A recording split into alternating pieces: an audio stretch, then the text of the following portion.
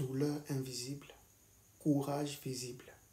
Ma nièce de 25 ans est morte aujourd'hui, emportée par la drépanocytose alors qu'elle donnait la vie.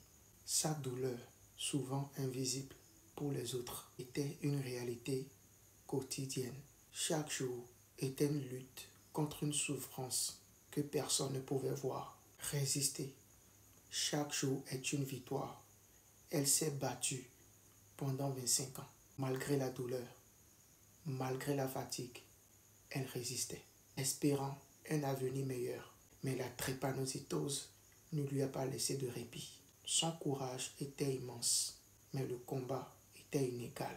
Espérance de vie réduite, espoir brisé. Comme pour tant d'autres victimes de la drépanocytose, l'espoir de ma nièce a été brisé trop tôt. Elle n'a pas pu voir grandir son enfant, emportée avant même d'avoir la chance de connaître la joie de la maternité. Nous qui sommes ses parents, nous sommes impuissants.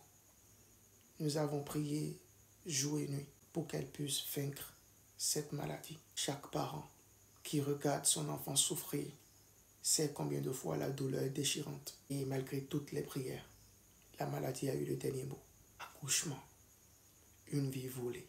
Ma nièce a rendu son dernier souffle en tentant de donner la vie. L'accouchement, moment de joie pour tant de familles, a marqué la fin de son combat. Son bébé n'a jamais eu la chance de vivre. Emporté lui aussi.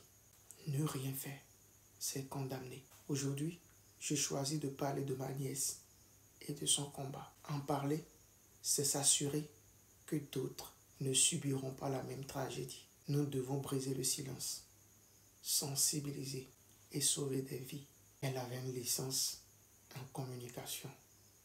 Elle était animatrice, journaliste. Elle s'était inspirée de mon parcours pour ce corps de métier. Va en paix, Caresse. Va en paix, Ruth. Je ne t'oublierai jamais.